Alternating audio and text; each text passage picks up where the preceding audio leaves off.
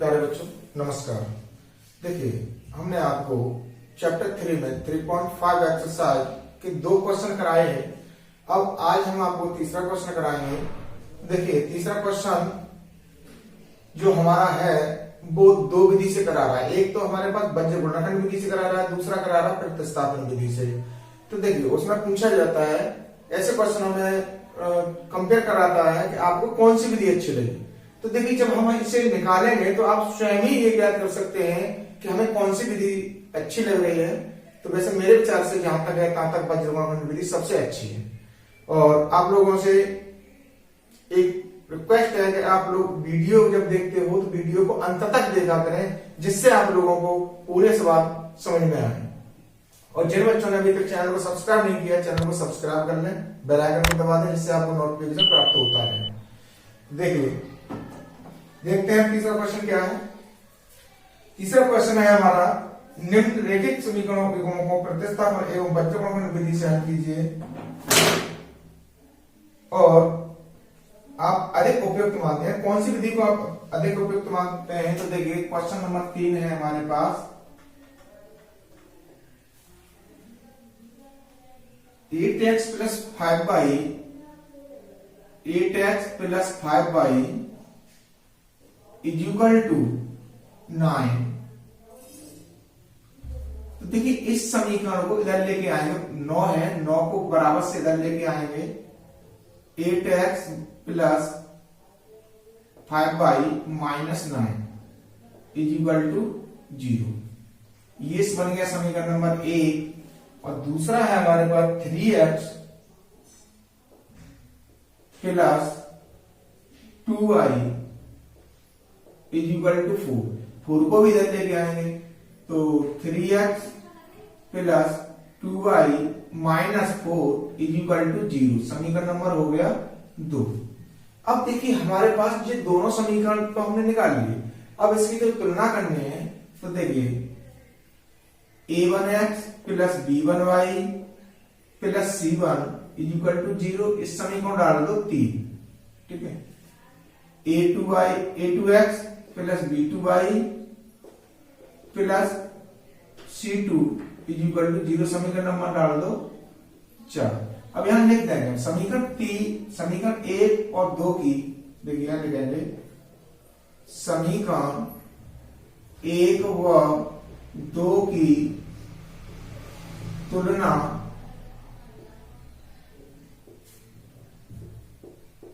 समीकरण 3 व 4 से करने पर, जब हम इन 1 की तो 3 से करेंगे और 2 की 4 से करेंगे तो देखिए a1 कितना आ गया हमारे पास, a1 आ गया 8, b1 आ गया 5, c1 आ गया हमारे पास माइनस का 9, a2 आ गया हमारे पास 3, b2 आ गया हमारे पास 2, c2 आ गया हमारे पास माइनस 4। ये हमारे जो समीकरण दिए थे 1 और 2, उनमें से हमने तुलना करके इनकी वैल्यू निकाली, ठीक। अब सबसे पहले यहां कह रहा बज्र गुणनखंड विधि। तो देखिए सबसे पहले बज्र गुणनखंड विधि से ही हम सॉल्व करेंगे इसे। तो फॉर्मूला हम आपको बता चुके हैं, तो उसी हिसाब से रख देंगे इसे x अपॉन। अब देखिए पहला क्या है हमारे पास, हमें क्या लेना होता है, b1 लेना होता है। तो b1 चलो लिख देते हैं हम, b1 c1 b2 c2 is equal two by c1, यहां जो क्या आएगा हमारे पास c1 आएगा और c के बाद a1 c2 a2 is equal to 1 upon a1 b1 a2 और b2। ये प्रतिबंध होता है हमारा बज्र गुणनखंड विधि को हल करने के लिए। अब यहां वैल्यू लगा देंगे हम। तो देखिए x अपॉन, अब b1 क्या है हमारे पास 5 और b2 क्या है हमारे पास 2। तो देखिए 5 और 2 अब C1 और C2 की बात करते हैं तो क्या है, -9 और -4 is equal two by upon -9 -4। अब A1 और A2 क्या है हमारे पास, 8 और 3 है, 8 और 3 बराबर 1 अपॉन, अब 8 और 3 तो ये यहां से आ जा रहे हैं, यही वाली रो हमारे पास इधर पहुंच जाएगी कॉलम की। अब देखिए हमारे पास क्या B1 और B2 क्या है हमारे पास, 5 और 2, 5 और 2। अब इनके गुणा करेंगे हम, क्रॉस मल्टीप्लाई गुणा होते हैं,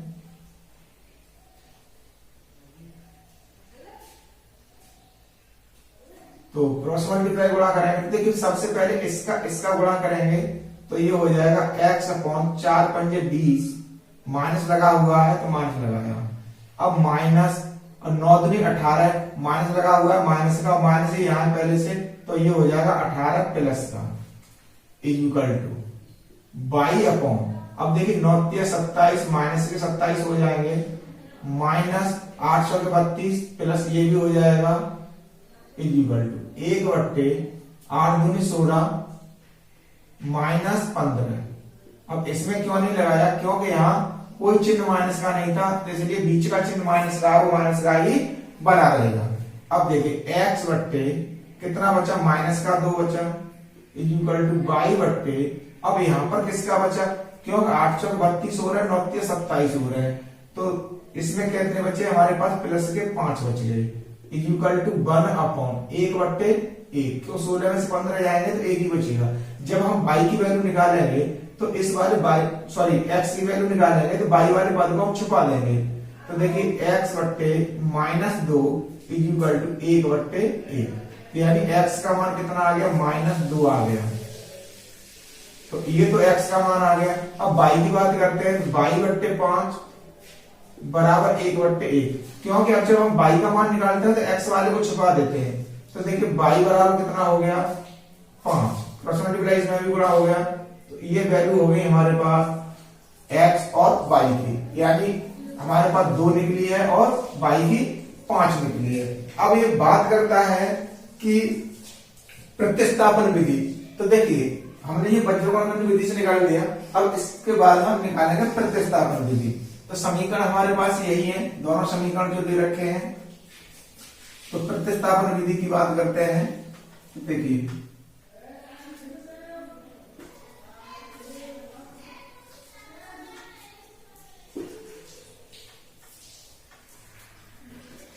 समीकरण नंबर 1 और समीकरण नंबर 2, यहां से किसी एक की वैल्यू निकाल लेते हैं। तो देखिए यहां से हम वैल्यू निकाल लेते हैं 3x की, 3x is equal to 4 - 2y और x is equal to 4 - 2y upon 3, ये वैल्यू निकल आई हमारे पास x की, ये हम समीकरण मान लिया 2।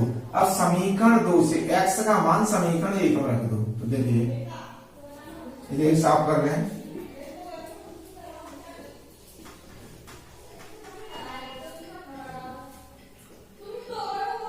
समीकरण 2 से x का मान समीकरण 1 में रखने पर, देखिए हमने प्रतिस्थापन जब आपको विधि कराई थी तो हमने आपको यही बताया था कि जब किसी 2 चरों में समीकरण दे रखे हैं तो किसी भी समीकरण से एक चर का मान निकाल लीजिए और दूसरे समीकरण में प्रतिस्थापित कर दीजिए, यानी रख दीजिए, तो वही काम कर रहे हैं हम। अब x का मान समीकरण 2 से x का मान समीकरण 1 में रख देंगे, तो देखिए 8x plus 5y is equal to 9। अब देखिए 8 गुणा x का मान कितना है 4 minus 2y upon 3 plus 5y is equal to 9। अब देखिए 8 का इसमें जो था हमारे पास, 8 का इसमें गुणा करेंगे 8 चौक 32 माइनस 8 दूनी 16y upon 3 plus 5y is equal to 9। इसके नीचे 1 मानेंगे तो 32 माइनस 16y, अब पांतिया कितने हो जाएंगे 15 हो जाएंगे प्लस के अपॉन 3 इज इक्वल टू 9।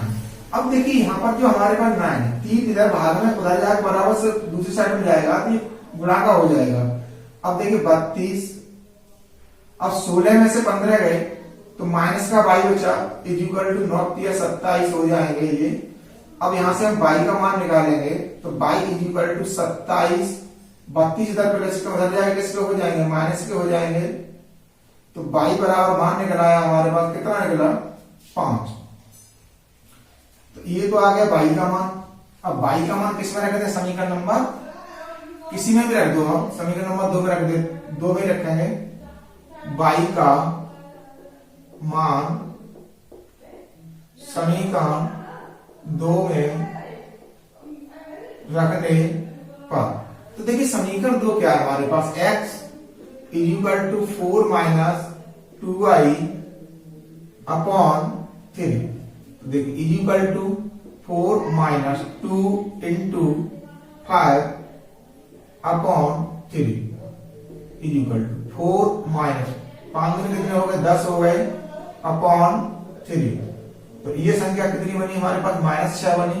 और -6 बनी बट्टे में क्या है 3, 3 से काटेंगे कितने बार 2 बार। तो x की वैल्यू कितनी आ गई हमारे पास -2 आ गई। जो हमने अभी वैल्यू निकाली थी वो हमारे पास कितनी निकली थी -2 निकली थी। तो देखिए दोनों वैल्यू अब कितनी इक्वल आ रही है हमारे पास दोनों। अब अगर बात करते हैं तो इसमें कौन सी विधि अच्छी है, तो इसमें विधि की बात करते हैं तो वो हमारे पास वज्र गुणनखंड विधि सबसे अच्छी है। अब देखिए क्वेश्चन नंबर 4 में हमारे पास 5 खंड दे रखे हैं, तो पांचों खंडों को सॉल्व करेंगे।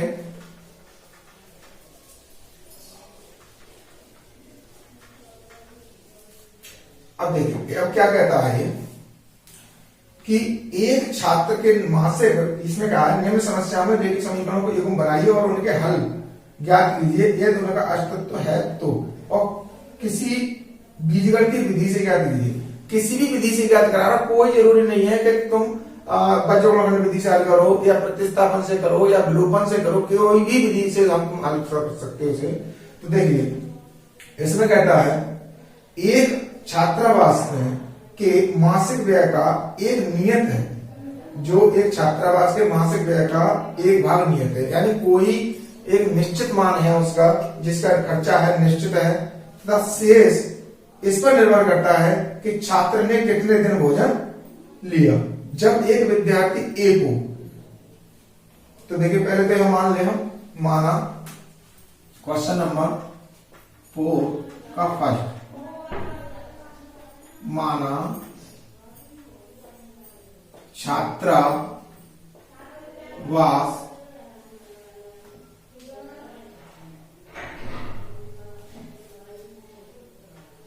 का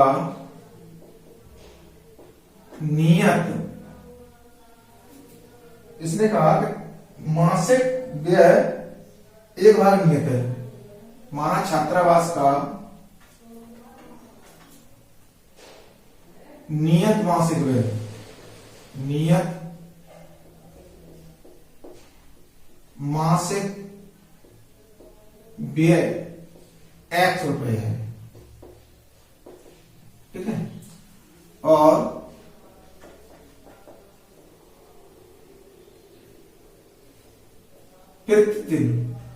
प्रतिदिन की बात कर रहा है, प्रतिदिन व्यय इक्वल टू 22 रुपए है, यानी ये कंडीशन हमने मान ली। अब देखिए यहां पर बात करता है कि एक विद्यार्थी ए को 20 दिन भोजन करता है और 1000 रुपये व्यय करता है। तो देखिए छात्र ए के लिए, छात्र ए के लिए भोजन के दिन बराबर है कितने 20, ठीक है। 20 दिन भोजन कर रहा है, कुल व्यय, कुल व्यय कितना होगा इसका 1000 रुपए, तो देखिए फर्स्ट शर्तानुसार x plus 20y is equal to 1000। ये समीकरण बना हमारे पास पहला। अब दूसरी बात करता है, जब एक विद्यार्थी बी को 26 दिन भोजन करता है, छात्रावास के व्यय के लिए उसे 1080 रुपए अदा करने पड़ते हैं। अब देखिए छात्र बी के लिए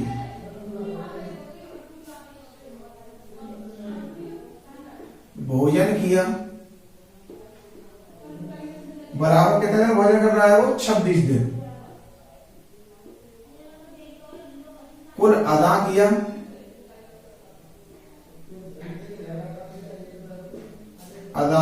किए रुपए, कुल अदा हमारे पास जो उसने दिया है वो दिया 1080 रुपए, सॉरी 1180 रुपए, 1180 रुपए, यानी 1180 रुपए वो कुल अदा करता है। तो देखिए सेकंड जो शर्तानुसार होगा कितना बन जाएगा? x plus 26y is equal to 1180। समीकरण नंबर बन गया ये 2। अब देखिए हम इसे किस विधि से सॉल्व करें, या तो इसने क्यों कह दिया कि किसी बीजगणितीय विधि से हल कीजिए, तो किसी बीजगणितीय विधि से हल करा रहा है तो हम इसे विलोपन विधि से सॉल्व करें दे रहे हैं, क्योंकि यहाँ x बराबर है, यहां पर भी x बराबर है। तो देखिए यहां लिखेंगे हम समीकरण 2 से समीकरण 1 को घटाने पर, समीकरण 2 से 1 को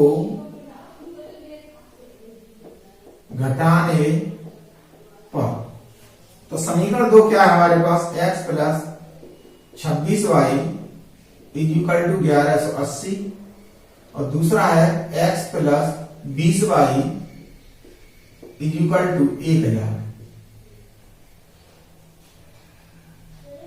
जब घटाएंगे तो चिन्ह कैसे हो जाएंगे? माइनस हो जाएंगे, तो x से x कट गया, यहां बच गया हमारे पास 6y, क्यों 20y माइनस का होगा, 26y प्लस का है इज इक्वल। अब 1180 में से अगर हम 1000 घटाएंगे तो कितना बचेगा? 180। अब y का मान निकालेंगे तो 180 बट्टे 6 ऐसे हटा देंगे तो कितना होगा? 30 बार चला जाएगा, 6 18, तो y बराबर हो जाएगा 30। अब हमारे पास y का मान समीकरण किसमें रख दें? हम 1 में रख देंगे, क्योंकि समीकरण 1 क्या है हमारे पास? छोटी संख्या का है। y का मान समीकरण 1 में रखने पर, तो देखिए समीकरण 1 क्या था हमारे पास? x plus 20y is equal to 1000। अब x प्लस 20 गुणा 30 इज इक्वल टू 1000, तो x प्लस कितने हो गए? 600 हो गए, 20 का 30 का गुणा करेंगे 600 इज इक्वल टू 1000, और x का मान निकालेंगे कितना हो गया? 1000 माइनस 600, तो x बराबर आ गया हमारे पास 400। तो देखिए ये तो मान आ गया हमारे पास 400। अब एक नियत जो था, इसने कहा कि नियत भाग क्या है? 400 रुपए। तो देखिए छात्रावास का एक नियत व्यय है,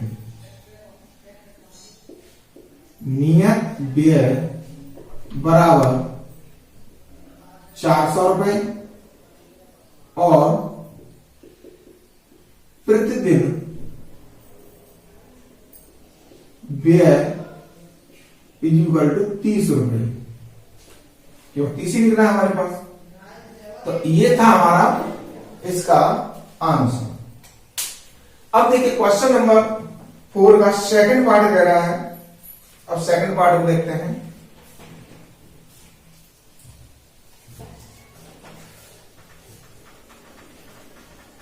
सेकंड पार्ट वही है भिन्न की तरह जो इससे पहले जो हम करा चुके हैं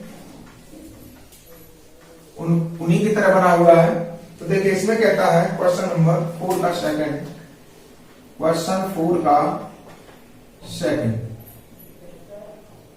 क्या कहता है इसमें कि एक भिन्न 1/3 हो जाती है जब उसके अंश से 1 घटाया जाता है, और 1/4 हो जाती है जब उसके अंश में 8 जोड़ दिया जाता है। वह भिन्न ज्ञात कीजिए। तो देखिए माना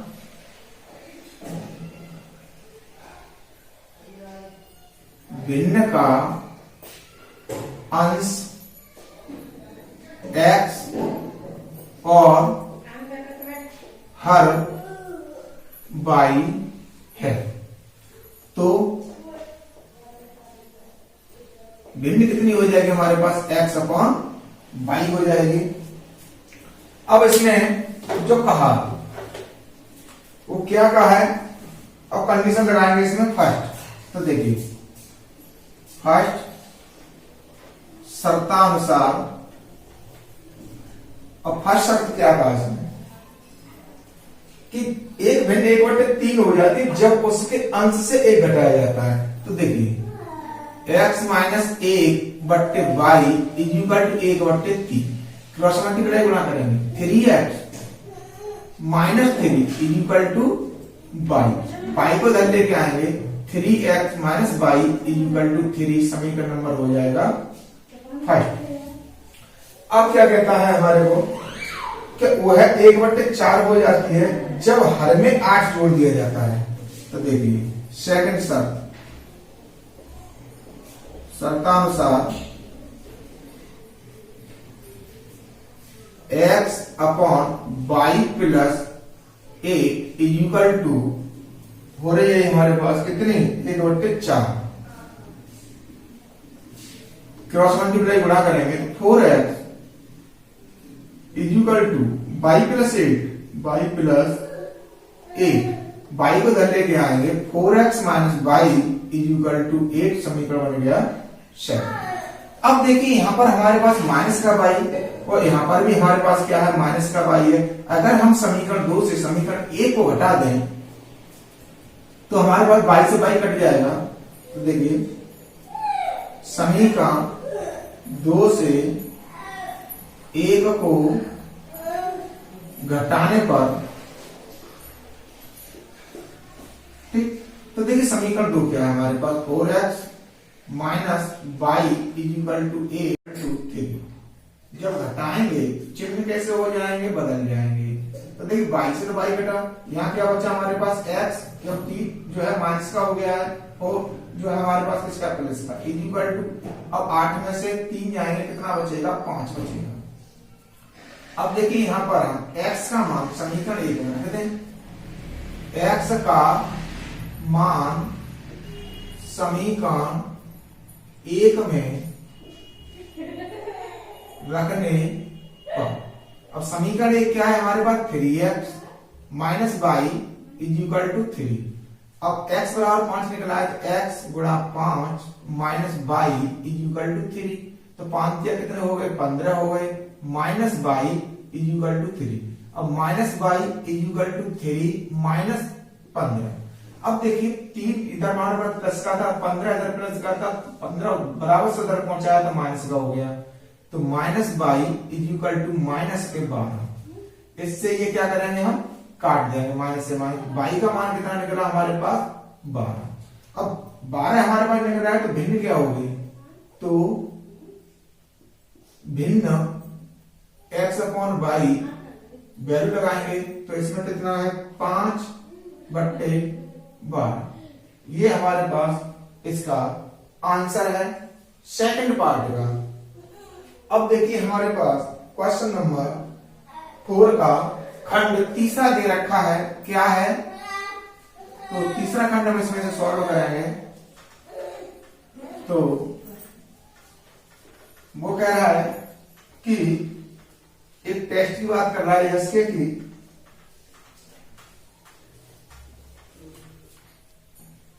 यश ने एक टेस्ट में 40 अंक अर्जित किए, यानी लड़का है तो उसने टेस्ट जो हो रहा है उसमें 40 अंक प्राप्त कर रहा है।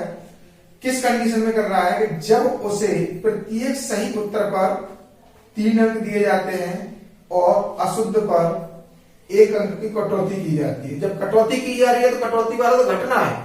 तो देखिए, यदि उसे सही उत्तर पर 4 अंक मिलते तथा अशुद्ध पर 2 अंक कटते तो यश 50 अंक अर्जित करता। टेस्ट में कितने प्रश्न थे? अब देखिए यहां बात कर रहा है कि टेस्ट में कुल कितने प्रश्न थे। तो देखिए, माना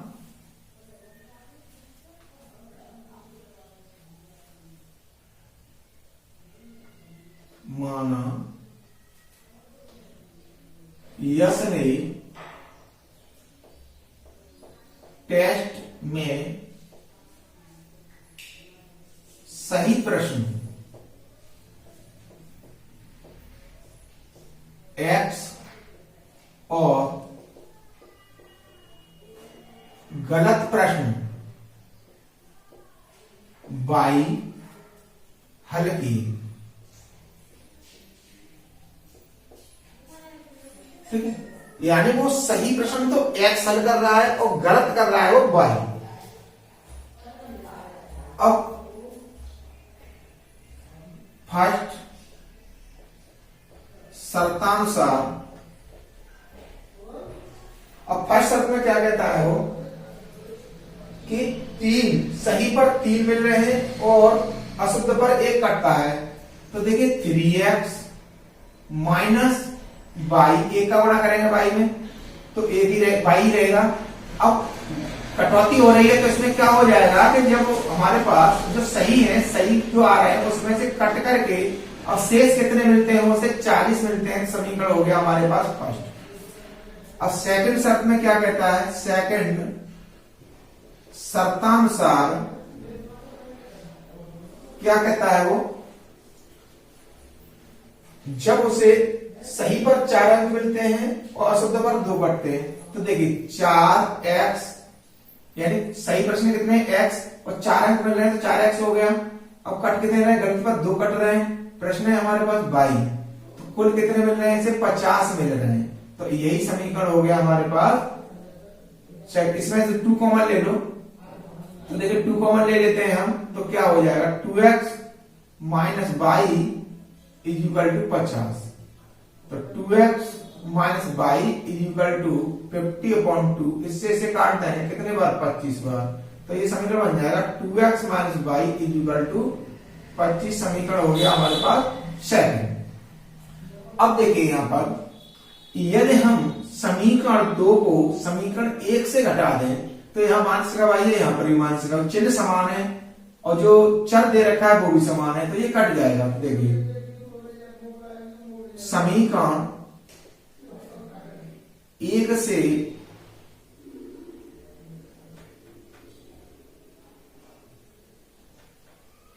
समीकरण 1 से 2 को घटाने पर, तो एक क्या है हमारे पास 3x minus y is equal to 40 और 2x minus y is equal to 25। जब घटाएंगे तो ये चिन्ह कैसे हो जाएंगे? चेंज हो जाएंगे, प्लस का माइनस का हो जाएगा और माइनस वाला प्लस का हो जाएगा। तो देखिए y माइनस का y प्लस का समान है तो क्या होगा? कट जाएंगे। अब 3x में से 2x जाएंगे तो कितना बचेगा? x ही बचेगा हमारे पास। यहाँ बराबर कितना बचा? 40 में 25 कम कर दो तो ये 15 हो जाएगा। यानी ये x की वैल्यू जो कितनी आ गई हमारे पास? 15 आ गई। अब x का मान जो है समीकरण 2 में रख दो। तो देखिए x का मान समीकरण 2 में रखने पर, तो अब 2 क्या है हमारे पास? 2x minus y is equal to 25। अब देखिए x बराबर 15 निकला है तो 2 into 15 minus y is equal to 25। तो 15 दूनी कितने हो गए? 30 हो गए, minus y is equal to 25। अब minus y is equal to 25 minus 30, तो माइनस y बराबर कितना हो गया? -5। तो इससे माइनस कटा, बाई कितना आ गया हमारे पास 5 आ गया, बाई का मान हमारे पास 5 आ गया। अब इसने कहा कुल कितने प्रश्न हल किए, तो कुल हल किए प्रश्न, कुल हल किए प्रश्न। अब देखिए गलत कितने किए थे, वो सही कितने किए थे उसने x, और गलत कितने किए थे y। तो हमारे को तो निकालना भाई कुल कितने किए, तो देखिए x प्लस y, तो ये कितना हो जाएगा वैल्यू हमारे पास x plus y is equal to, तो देखिए x का मान कितना है हमारे पास 15, y का मान कितना है 5, तो ये वैल्यू कितनी आ गई हमारे पास 20। यानी 20 प्रश्न कुल उसने अटेम्प्ट किए थे, जिसमें उसके कंडीशन ये बनी थी। अब है देखिए हमारे पास इसका खंड 4, क्वेश्चन नंबर 4 का पार्ट चौथा है,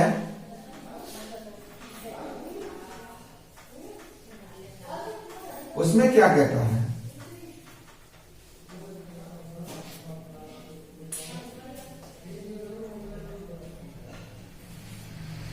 उसमें कहता है एक गाड़ी मार्ग पर 2 स्थान ओ ए बी के बीच की दूरी 100 किलोमीटर है। तो देखिए ये स्थान है हमारे पास, ये ए है और ये बी है, ठीक है। इनके बीच की कुल दूरी कितनी दे रखी है 100 किलोमीटर। यानी यहां से लेकर के यहां तक कि ए और बी के बीच की दूरी कितनी है हमारे पास 100 किलोमीटर है। अब क्या कहता है, एक कार ए से तथा दूसरी कार बी से एक ही समय चलना प्रारंभ करती हैं। यदि ये कारें भिन्न भिन्न चालों से एक ही दिशा में चलती हैं तो वो 5 घंटे पश्चात मिलती है। तो देखिए माना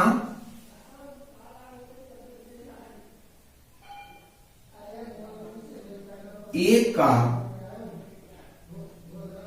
की चाल बराबर x किलोमीटर प्रति घंटे, ये हो गई,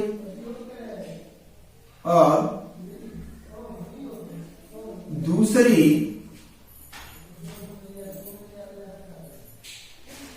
कार की चाल बराबर 22 किलोमीटर प्रति घंटे, ठीक है। अब ये चार हमने मान ली दोनों कारों की। तो देखिए एक कार द्वारा 5 घंटे में चली गई दूरी, एक कार द्वारा 5 घंटे में चली गई दूरी बराबर। अब देखिए यहां हम आपको बताते हैं कि जब दूरी निकालते हैं दूरी का फॉर्मूला क्या होता है। देखिए दूरी बराबर होता है चाल गुणा समय। इसमें जो फॉर्मूला लगाया वो कौन सा लगेगा, यानी चाल गुणा समय का। ये चीज हमें ध्यान रखनी है। तो अब हमें 5 घंटे में निकाल लेंगे, तो 5 गुणा x हो जाएगा, तो ये कितना हो गया 5x किलोमीटर। अब दूसरी कार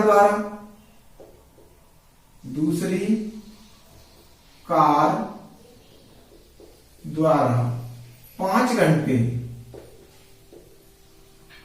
में चली गई दूरी 5 गुणा बाई इक्वल टू कितना हो जाएगा 5 बाई किलोमीटर, ठीक। अब ये कार तो इधर से जा रही है और एक ही दिशा में चल रही है। ये कार भी जो चल रही है वो ऐसे चल रही है और ये ऐसे चल रही है। जब ये एक ही दिशा में चलती है तो इन दोनों का देखिए डिफरेंस कितना होगा, ये इधर से जा रही है, इधर से, दोनों का डिफरेंस कितना है? स्टार्टिंग में 100 है। तो देखिए फर्स्ट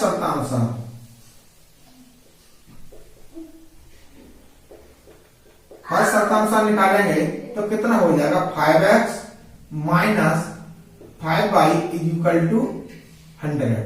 अब देखिए 5 इसमें से कॉमन ले लेते हैं हम, तो x minus y is equal to 100। तो x minus y is equal to 100 बट्टे 5 से इसे काट देंगे 20 बार, तो x minus y is equal to 20, समीकरण आ जाएगा पहला। अब इसमें क्या करो कि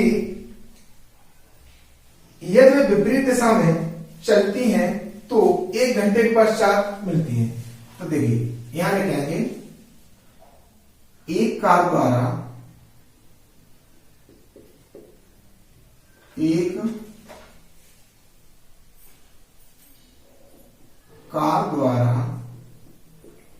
1 घंटे में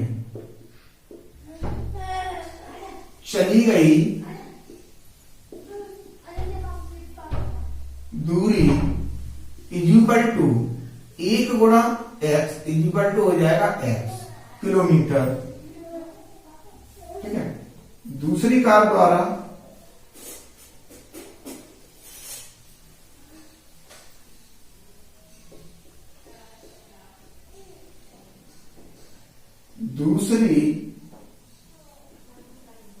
द्वारा 1 घंटे में चली गई दूरी इज इक्वल टू 1 गुणा y is equal to 22 kilometre, यानी ये चल रही है 22 किलोमीटर। अब क्या लगाएंगे यहां पर? कंडीशन सेकंड लगा देंगे, क्योंकि ये विपरीत दिशा में, ये कार जो है इधर से इधर जा रही है और ये कार इधर जा रही है, यानी ये कैसी जा रही है? विपरीत दिशा में, बीच लौट रही है, एक ही तरफ लौट रही है। तो हम लिखेंगे सेकंड शर्तानुसार। तो देखिए सेकंड शर्त में क्या हो जाएगा? जब ये दोनों मिलकर के, ए चल रही है बी चल रही है, दोनों जब मिल रही है तो ये दोनों मिलकर कितनी चला रही है? 100 kilometre. x plus y is equal to 100, यानी दोनों मिलकर के ये 100 किलोमीटर की दूरी को कवर कर रहे हैं। अब देखिए हमारे पास समीकरण नंबर 1 क्या था? x minus y is equal to 20 और x plus y is equal to 100। तो यह समीकरण अब y माइनस का है, इसमें समीकरण नंबर 1 में 2 में है प्लस का, अगर हम इन दोनों को जोड़ते हैं तो y से y कट जाएगा। देखिए समीकरण 1 व 2 को जोड़ने पर, जब जोड़ेंगे तो क्या हो जाएगा? x minus y is equal to 20 और x plus y is equal to 100। अब इनको हम जोड़ेंगे तो ये कट जाएगा, 2x इज इक्वल टू 120 और x इज इक्वल टू 120 बट्टे 2 से इसे काटेंगे 60 बार, तो x इज इक्वल टू कितना आ गया? 60। अब x का मान समीकरण 2 में रख दो, x का मान,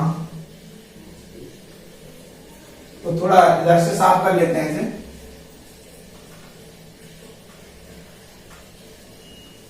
तो देखिए अब x का मान जो है समीकरण 2 में रख देंगे,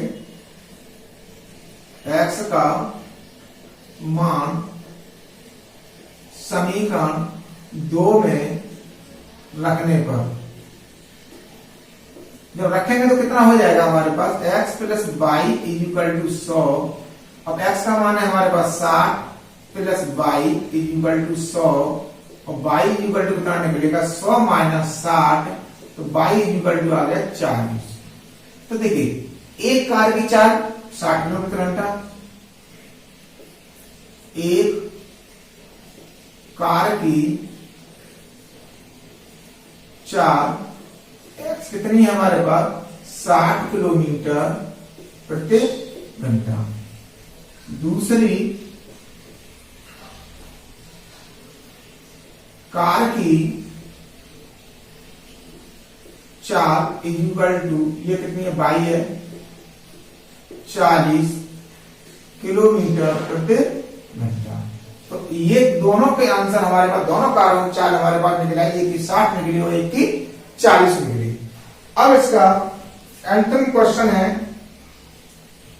कि एक आयत का क्षेत्रफल 9 वर्ग इकाई कम हो जाता है, एक इसकी लंबाई 5 इकाई कम कर दी जाती है और चौड़ाई 3 इकाई बढ़ाई दी जाती है। लेकिन सबसे पहले क्या करना है, आयत में दे रखा है, आयत की लंबाई चौड़ाई माननी पड़ेगी हमें।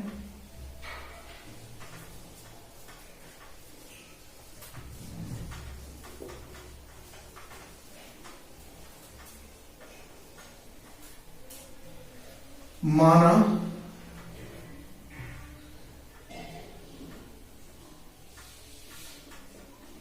आयत की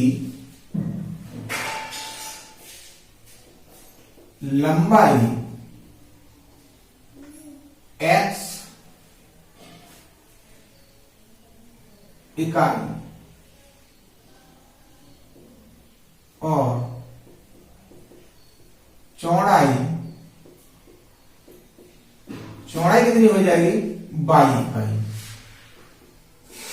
इन दोनों को हमने x और y मान लेते हैं। अब देखिए इसमें क्या देगा, एक तो क्षेत्रफल देंगे हम यहां से, तो आयत का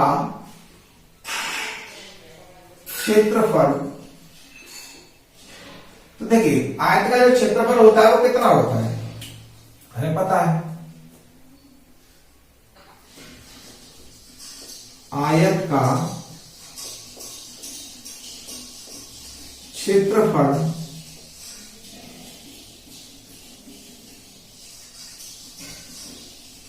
बराबर लंबाई गुणा चौड़ाई, ये होता है वर्ग इकाई में हमारे पास। ठीक, तो अब लंबाई कितनी है हमारे पास, x इंटू बाई, चौड़ाई हमारे पास बाई हो गया, इक्वल कितना हो गया x बाई वर्ग इकाई, वर्ग इकाई। ठीक है, अब क्या करें, इसमें शर्त लगाएंगे फर्स्ट शर्तानुसार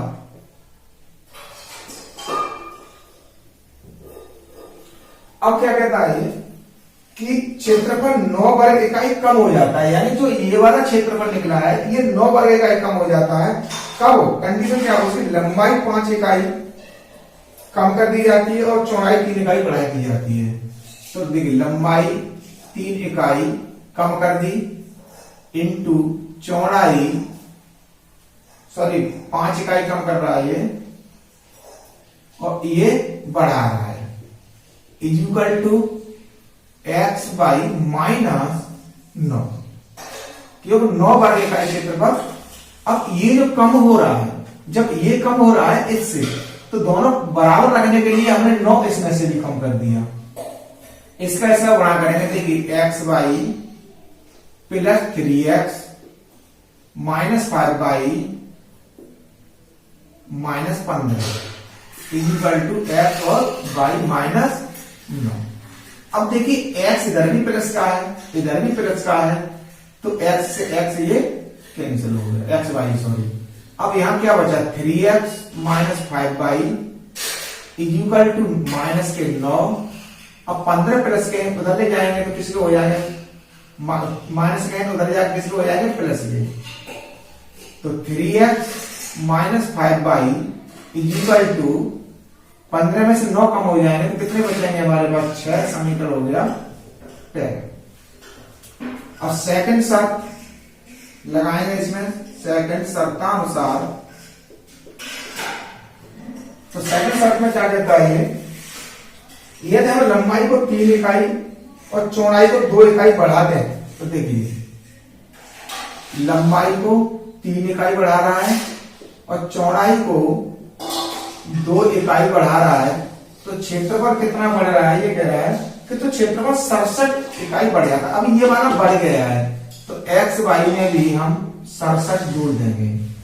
जब 67 जोड़ देंगे तो देखिए यही कंडीशन रहेगी, X Y plus 2x plus 3y plus 6 is equal to X Y plus 67। अब देखिए एक्स वाई से एक्स वाई ये कट जाएगा, यहाँ क्या बचेगा 2x plus 3y is equal to 67 minus 6 दर हो जाएंगे तो ये हो जाएगा 2x plus 3y is equal to 61। समीकरण नंबर हो गया ये 6। अब देखिए यहाँ पर कोई भी पद हमारे से बराबर हमें दिखाई नहीं दे रहा, क्योंकि यहाँ 3x है, यहाँ पर 2x है, यहाँ 5y है, यहाँ 3y है।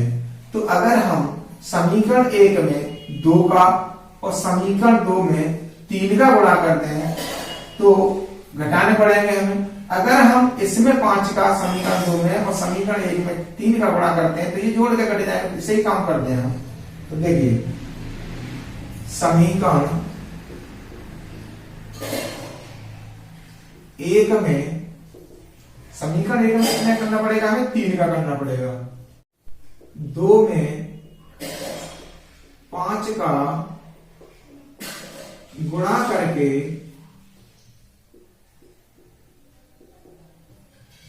1 व 2 को जोड़ने पर तो देखिए 1 क्या है हमारे पास, हमें करना है 3 का, 3 3 9 x माइनस 15 y और इक्वल टू 36 18।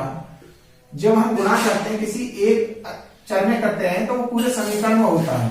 अब देखिए इसमें कितने करना है, 5 का करना है, 5 दूनी 10 x plus 5 3 15 y equal to, अब 5 का इसमें करेंगे तो ये कितना हो जाएगा 305 हो जाएगा, 5 1 5 और 5 6 30 जोड़ेंगे तो 15y से 15y कट जाएगा। अब ये कितना बचेगा 19x इक्वल टू, अब देखिए 8 और 5 13 के 3 आंसर लागे 1 1 2 और 3 323 हो गए।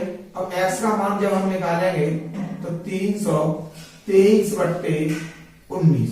अब देखिए इसका हम इसमें भाग देंगे तो यहाँ भाग देंगे, देख लो 323 19 का दे देंगे, 19 1 19 कितने बार जाएगा 12 में फिर 9 जाएंगे 3 बचेंगे, यहाँ बचा 2 1 और ये 19 33। अब देखिए ये कितने बार कटेगा 17 बार कट जाएगा। x बराबर कितना आ गया हमारे पास 17 आ गया, ठीक। अब x का मान कितना आया हमारे पास 17। x का मान किस समीकरण में रख दें हम, इसी में रख दो 2 में। x का मान समीकरण 1 में रखने पर इसमें हम रखेंगे समीकरण 1 क्या है हमारे पास 3x minus 5y equal to 6। तो देखिए 3 गुणा 17 माइनस 5 बाई इक्वल टू 6, तो 17 51 माइनस 5 बाई इक्वल टू 6। अब देखिए यहां पर माइनस का 5 बाई है, बचेगा जब बराबर 6 51 उधर पहुंचा देंगे तो माइनस 5 बाई इक्वल टू कितना बच जाएगा यहाँ पर 45, क्यों 45 से 51 होंगे, माइनस का बचेगा ये, माइनस से ये माइनस कैंसिल हो जाएगा, बाई का मान निकालेंगे 45 बट्टे 5 5 से काट देंगे 9 बार, तो बाई बराबर कितना आ गया 9। तो देखिए लंबाई कितनी आ गई हमारे पास, आयत की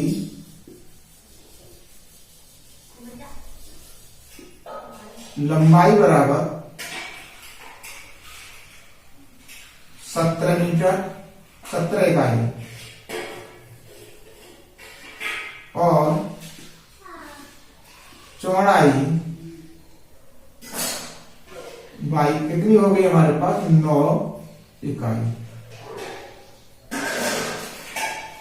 यानी ये जो हमने क्वेश्चन किया क्वेश्चन से हमने लंबाई कितनी मानी थी, x मानी थी, चौड़ाई कितनी मानी थी, y मानी थी। तो ये 17 आ गई x और y आ गई हमारे पास 9 इकाई।